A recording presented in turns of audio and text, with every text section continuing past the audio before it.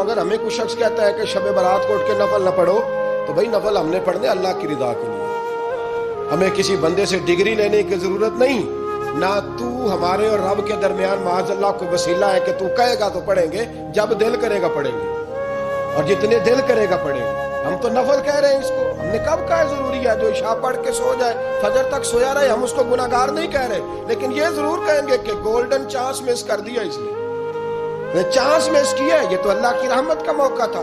حضرت سیدہ عائشہ صدیقہ رضی اللہ تعالی عنہا ارشاد فرماتی ہیں کہ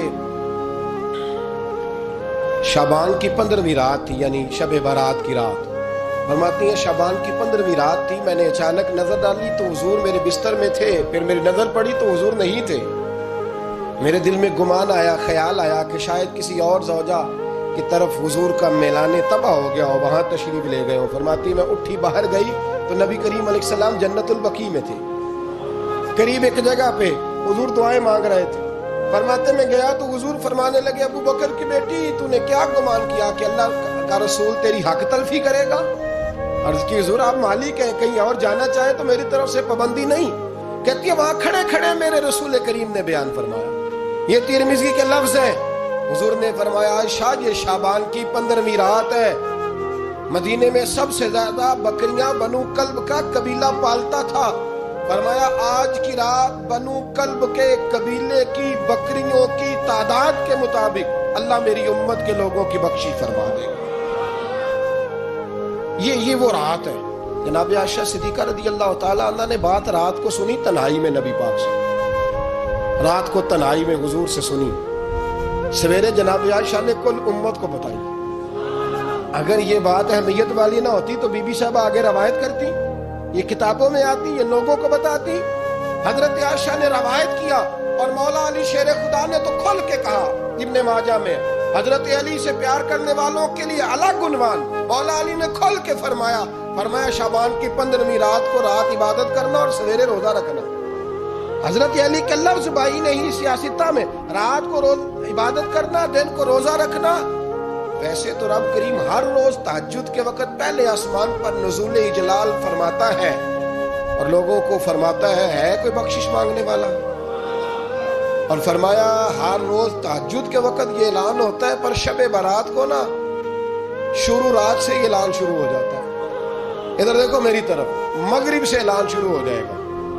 اللہ کرے آپ کو سمجھ آئے، اللہ کرے آپ کو، اور بھائی یہاں باہر لوٹ سیل لگ جائے، یہاں ابھی سیل لگ جائے، 5000 والا جوڑا 1500 میں تو رش ختم ہوگا۔ اور بھائی اگر یہ لگ جائے، چلو یہ تو دور کی بات ہے نا، ہم تو لنگر والے لوگ ہیں، اگر لنگر کا اعلان ہو جائے کہ بڑا تگڑا ہے، بڑا تگڑا، ہمارے ہاں تو شادی کی روٹی کھلتی ہے تو لوگ آخری روٹی سمجھ کے کھاتے ہیں، شاید اللہ ماشاءاللہ یہ آخری ہے، اس کے بعد نہ ملے گی۔ جب اعلان ہوتا ہے اور دعوت ہوتی ہے کہ کھلا ہے جی کھاؤ، کیا حشر ہوتا ہے، کیا انداز ہے۔ مولا علی شیر خدا حدیث روایت کرتے ہیں، رنگ کیا ہے؟ فرمایا باقی راتوں میں نا تھوڑا سا پیکج ہوتا ہے، تھوڑا سا، آخری حصے میں رات کے شب برات کو نا رات چڑھتے ہی اللہ پہلے آسمان پر جو اس کی شان کے لائق ہے نزول جلال فرماتا ہے، اور پہلا جملہ یہ فرماتا ہے کوئی معافی مانگنے والا؟ اللہ کرے آپ کو سمجھ آئے، یعنی معافی دینے والا کہہ رہا ہے چلو آؤ ادھر آؤ ذرا معافی مانگو، میں معاف کرنے آیا ہوں، مانگو معافی۔ ہے کوئی معافی مانگنے والا؟ معاف کر دیں گے۔ اور آپ فرماتے ہیں ہے کوئی رزق مانگنے والا؟ وہ جو بڑی درخواستیں دیتے پھرتے ہیں نا مختلف اداروں میں، وہ ایک درخواست نا کل شب برات والی رات بھی دے۔ اللہ کرے آپ کو سمجھ آئے۔ وہ جو کہتے ہیں نا بڑی بڑی کمپنیوں میں نے اپلیکیشن جمع کرائی ہے تو کہیں کام نہیں بن رہا تو نسخہ دے رہا ہوں، ایک اپلیکیشن کل رات بھی جمع کراؤ انشاءاللہ کام بن جائے گا۔ اور میں نہیں کہہ رہا، مولا علی شیر خدا فرما رہے ہیں، اور وہ خود نہیں فرما رہے، وہ نبی پاک کا فرمان نقل کر رہے ہیں، اور وہ رسول اللہ صلی اللہ علیہ وسلم کی بات نہیں بیان کر رہے، وہ کہتے ہیں رب فرماتا ہے کوئی روزی مانگنے والا؟ سارے سیٹھوں نوابوں جاگیرداروں کے پاس جا جا کے تھک گئے ہو، ایک دن میرے کہنے پر، ایک رات، ایک دیہڑی ذرا شب برات والی لگا کے تو دیکھو، پر شرط یہ ہے کہ یقین کامل ہو، ارادہ یہ، مطلب اللہ معاف کرے آپ نے ناراض نہیں ہونا، لیکن وہ ماحول اس طرح کا ہے کہ شب برات پہ ایک دو ساتھی کو کہا رات کو عبادت کر کہتے جی وہ تو ٹھیک ہے پر سویرے چھٹی نہیں، کام کرنا ہے. یعنی رب کہہ رہا ہے کہ تو آ جا شب برات کی رات، جو مانگے گا وہ تجھے. لیکن یہ ادھر نہیں توجہ کر رہا، یہ کہتا ہے سویرے 10 بجے دکان نہ کھلی تو مشکل ہو جائے گی، دفتر نہ گیا تو حالات. آپ دیکھیں ذرا، اب جب یقین اس طرح کا ہو تو پھر تو بھائی ساری زندگی اداروں میں درخواستیں دینی ہے. پھر آپ جیسا آپ کا مزاج ہوگا، اللہ تعالیٰ تو بندے کے گمان کے قریب ہے. تو میرے رسول پاک علیہ السلام نے ہمیں یہ میسج دیا، پیغام دیا، فرمائے اس رات جو اولاد مانگے گا رب اسے بھی عطا فرمائے گا. اس رات جو اللہ سے بخشش مانگے گا اللہ اسے بھی دے گا. اس رات جو رب کریم سے عزت مانگے گا اللہ اسے بھی عطا کرے گا. شارحین نے لکھا اس رات جو رب سے پردہ پوشی مانگے گا اللہ اسے پردہ پوشی بھی عطا کرے گا. جو جنت کا سوالی ہوگا رب اپنے فضل سے عطا فرمائے گا. کوشش فرمائیں، کوشش فرمائیں. 10 محرم کو ہمارے ہاں لوگ جاتے ہیں قبرستان، وہ کسی حدیث سے ثابت نہیں، میں منع نہیں کر رہا، جائیں 9 محرم کو جائیں، 10 کو جائیں، 11 کو جائیں، 8 کو جائیں، سفر میں جائیں، ربیع الاول میں جائیں، قبرستان میں جب بھی جائیں منع نہیں ہے. لیکن شب برات والی رات تو خود رسول کریم گئے ہیں نا قبرستان. اب جو بات میں نے سمجھانی ہے اس کو سمجھیں. نبی پاک کی والدہ کا مزار نہیں ہے وہاں جنت البقیع میں. حضور کے کو بھائی بہن، حضور کیا کرنے گئے؟ امت کی بخشش کے لیے گئے. شب برات کی رات لالچی نہ بنے کہ صرف میں نے اپنے لیے روزی مانگنی ہے، کل امت کے لیے مانگے رب کریم سے. مانگے اپنے بھائی کے لیے، مانگے اپنی بہن کے لیے، مانگے اپنے بیٹے کے لیے، مانگے اپنی بیٹی کے لیے، مانگے اللہ کریم. یہ مانگنے کی رات. پچھلی راتی رحمت رب دی کرے بلند آوازہ، بخشش منگن وارے کارن کھلا جے دروازہ. آئیں اللہ کی بارگاہ میں اس رات کو کھل کے دعا مانگے. قبرستانوں میں نا کچھ قبریں ایسی ہیں کہ جو بتاتی ہیں کہ سالوں بیت گئے ہیں کوئی آیا نہیں. کچھ قبریں بتاتی ہیں. کچھ بڑے قبرستان بڑے شہروں میں ایسے بھی ہیں کہ جن کا گورکن کہتا ہے کہ مجھے کمیٹی نے کہہ دیا ہے جہاں 4-5 سال کوئی نہ آئے وہاں نئی قبر بنا دیا کرو، وہاں نئی قبر بن جاتی ہے معاذ اللہ. او بھائی کچھ ہیں ایسے، کچھ ہیں. یہ جائیں نا اکبر بادشاہ یہاں لیٹا ہے لاہور میں، شعر لکھا ہوا ہے بر مزارے ماں غریبا نے گلے پروانہ سوزز نے صدائے بلبلے. فارسی کا مقولہ لکھا ہے اس کی قبر پہ، کہتا ہے میں وہ غریب ہوں، اللہ بادشاہ ہے مقبرے میں لیٹا ہے، کہتا ہے میں وہ غریب ہوں کہ نہ یہاں کوئی پروانہ آتا ہے نہ بلبل آ کے گیت گاتی ہے، کوئی آتا ہی نہیں، کوئی فاتحہ نہیں پڑھتا، کوئی فاتحہ نہیں پڑھتا. او بھائی کئی قبریں ایسی ہیں جن پہ سالوں بیت گئے کوئی لوٹا نہیں. اور مشکات میں حدیث ہے میرے نبی کریم علیہ السلام نے فرمایا جو قبر میں ہوتا ہے وہ تو اس آدمی کی طرح ہے جو دریا میں ڈوب رہا ہے اور وہ انتظار کر رہا ہے کہ میرا بیٹا میرے لیے دعا مانگے، میری بیٹی دعا مانگے. پر بیٹے کو تو 27 سال ہو گئے، ملک سے باہر ہے، کاغذ بنے گے تو ابے کی قبر پہ آئے گا نا، اس کے تو کاغذات ہی نہیں مکمل ہو رہے. وہ بیٹے کو تو مشکل ہے بڑی، وہ تو کاغذات نہیں بن رہے. وہ تو دولت کا مطالبہ پورا ہوگا تو جب ہی وہ کام ہوگا نا. انتظار ہو رہا ہے قبروں میں میرا بیٹا دعا کرے، میرا بھائی دعا کرے. اور اگر بچہ دفن ہے تو وہ کہتا ہے میری ماں دعا کرے، میرا باپ دعا کرے. کوشش کریں شب برات بعد از مغرب یہ رواج پیدا کریں. یہ رسول اللہ کا طریقہ ہے صلی اللہ علیہ وسلم. قبرستان میں جائیں اور جا کر کے وہاں اللہ تبارک و تعالیٰ سے دعا مانگیں کہ یا اللہ جو اس قبرستان میں لیٹے ہیں وہ بھی، اور جو آج تک کلمہ پڑھنے والے دنیا سے گئے وہ بھی، اور جو قیامت تک جائیں گے وہ بھی. اے اللہ تو سب کی بخشش فرما دے. اللہ کی رحمت کو محدود نہ کریں کہ صرف مجھے بخش دے، اسے کہیں یا اللہ کل کی بخشش فرما. ساری امت کے لیے دعا کریں. شب برات کی رات نفل پڑھیں. ہمارے ہاں محفل ہوتی ہے ہر سال الحمدللہ، بڑے شوق سے بڑا خوبصورت ہم اہتمام کرتے ہیں. لیکن میں اکثر دوستوں سے کہا کرتا ہوں کہ جن کو اکیلے میں نفل پڑھنے میں مزہ آئے وہ اکیلے میں پڑھیں.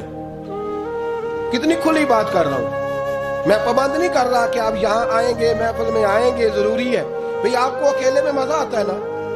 کچھ لوگ تنہائی میں ہو تو دل زیادہ لگتا ہے، وہ تنہائی میں کریں اللہ اللہ کوئی حرج نہیں. لیکن کچھ ایسے ہیں کہ نعت سنتے ہیں تو دل نرم ہوتا ہے، تقریر سنتے ہیں تو دل نرم ہوتا ہے. تو جن کا اس طرح نرم ہوتا ہے وہ مسجد میں آئے، بات سنیں، कुछ को सबके बीच बैठ के रोना आता है।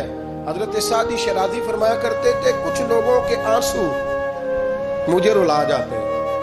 फरमाते हैं कुछ की आंखें देख के रो पड़ता हूँ, लिहाजा मैं जब भी जिक्र करता हूँ महफिलों में बैठ के करता हूँ। तन्हाइयों में मुझसे नहीं होता, तो जिससे नहीं होता वो आए ना, मस्जिद में आए, रात इबादत करें। कल मगरिब से पहले पहले काम समेट ले सारे, और मगरिब के बाद ये रात शुरू होगी, मगरिब के बाद एक छुट्टी कर लो अल्लाह रसूल के लिए, कर लेंगे इंशाअल्लाह ताला एक छुट्टी। और तौबा की रात है ये, तौबा करनी है। तौबा किसको कहते हैं? तौबा का माना है पिछले गुनाह पर पछताना, शर्मसार होना। कहते नहीं ऐ काश मैं न करता, और वो लफ्जों में नहीं, जुमलों में नहीं, तौबा रटी रटाई नहीं, शर्मसार होना और आइंदा गुनाह न करने का पक्का इरादा करना, इसका नाम तौबा।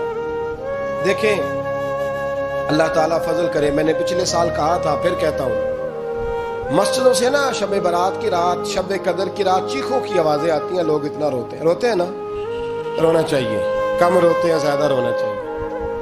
लेकिन सवाल यह है कि इतना ज्यादा लोग शब बारात की रात रोते हैं, क्या फिर सवेरे बददियानती खत्म हो जाती है? जो रात मस्जिद में खुल के रो के आया है, उसका प्रोग्राम है ना कि अब मिलावट कभी नहीं करेगा, अब गाहकों से झूठ कभी नहीं बोलेगा, अब वो बददियानती का मामला कभी नहीं करेगा। लेकिन रात रोता भी रहे और सवेरे प्रोग्राम ये हो कि मैंने फिर लोगों को फरेब देना है, दाव लगाना है, तो इसने तौबा किया रात के यहाँ बस ये एक्टिंग करके लौटा है, यानी बड़ी सजा बना करके सवार करके रात तौबा की। क्या मतलब है तौबा का? कि तौबा आपने की। हजरत हसन बसरी से किसी ने कहा तौबा क्या है? फरमाने लगे तौबा ये है कि जिस गली से रब ने तुझे मना किया है, दोबारा फिर तू उस गली में नजर ना आए, तू नजर ही ना आए, और जिस जगह जाने का रब ने तुझे हुक्म दिया है, फिर तू दोबारा वहां से गैर हाजिर ना हो। अगर ये प्रोग्राम ही नहीं, इरादा ही नहीं। बच्चे एक तो मुझे कहने लगे कल हजरत साहब तौबा के मौजू पर हमने गुफ्तगू करनी है, तो कोई बाप बताए कहाँ पे है। कुछ बच्चे शागिर्द हैं, कुछ मस्जिदों में जुमा पढ़ाते हैं। एक ने मुझसे कहा, तो मैंने कहा बेटे पहले मस्जिद में जाओ, 2 नफल पढ़ो, तौबा करो, तौबा का इरादा बनाओ, ये रस्म नहीं है। वो नात खां भी तो तौबा कर लेना, जो शब बारात के दिन लोगों को तौबा कराने आया है और 25,000 का सौदा करके आया है। तू आज इस काम से तो तौबा करना, ये नोट फिकवाने से तो तौबा करना। ये रस्म है, सारी रात तौबा तौबा तौबा तौबा, ये क्या माना है इसका? क्या मतलब करे? इमाम गजाली फरमाते हैं कि एक आदमी बादशाह का गार्ड था, सिपाही था, उसका पहरेदार था, निगरानी करता था, बड़ी वफादारी से नौकरी करता रहा। बादशाह ने उसे तनख्वाह के अलावा भी बड़ा नवाजा, बड़ा नवाजा, बड़ा नवाजा। उसे बादशाह ने बड़े अलाउंसेस दिए, बादशाह ने बड़ा कुछ दिया, मकान दिया।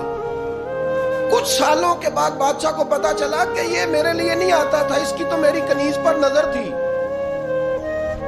इसने तो रात की ड्यूटी इसलिए लगवाई थी कि कनीज पर नजर थी। तो इमाम फरमाते हैं कि बताओ फिर वो बादशाह उसके साथ क्या सलूक करेगा, वो क्या सलूक करेगा? तो लोग कहने लगे हुजूर लगता ये है कि वो ना 4-5 हिस्सों में काट के तो कुत्तों के आगे फेंकेगा।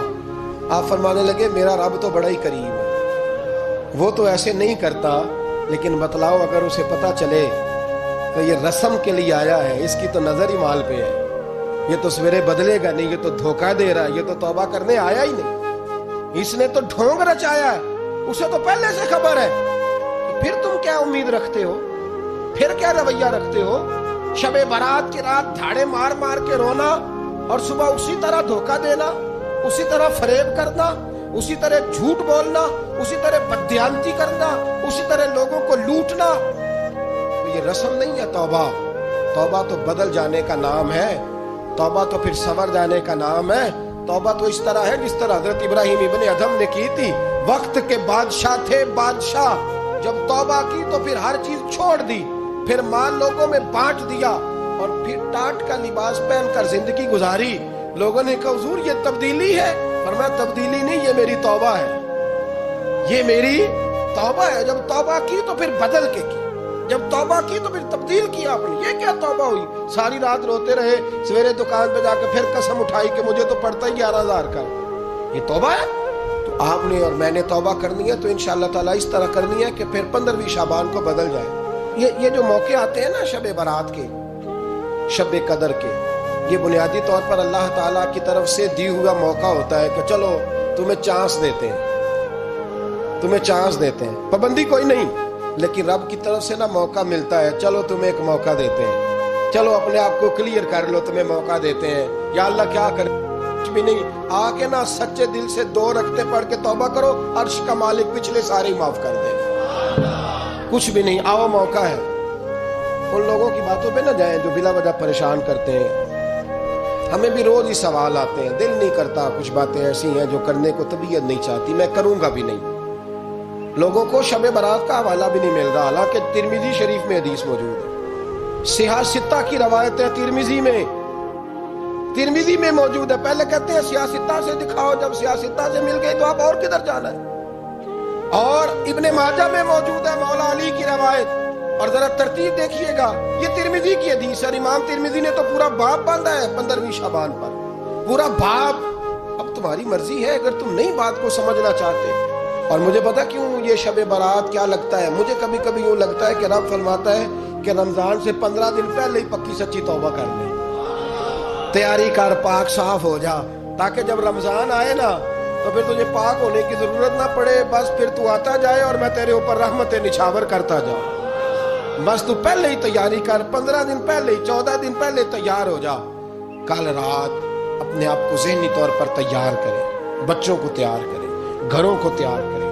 اب جب مہمان آتے ہیں نا بڑا کچھ کرتے ہیں، شب برات آئے تو مصلے ایک دفعہ دھویا کریں، ایک دفعہ مصلے دھویا کریں۔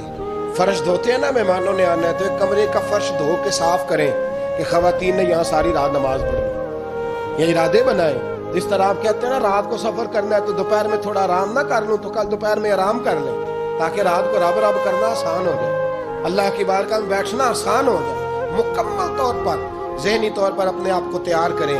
یہاں بھی محفل ہوگی انشاءاللہ، عشاء کے متصل بعد شروع ہو جائے گی، 12 بجے تک محفل چلے گی، پھر 12 بجے کے بعد نماز تسبیح پڑھی جائے گی، پھر 1 بجے پھر دوبارہ آپ کو اجازت دی جائے گی، کوئی انفرادی طور پر گھنٹہ سوا اپنی الگ سے کوئی عبادت کرنا چاہے تو وہ تب بھی ممکن ہو، جیسے آپ کو موقع بنے۔ میں کہہ چکا ہوں، لیکن وقت ضائع نہ کرنا، گولڈن چانس ہے، اس کو مس نہ کرنا، یہ شب نجات ہے، اس کے ضرور قریب جانا۔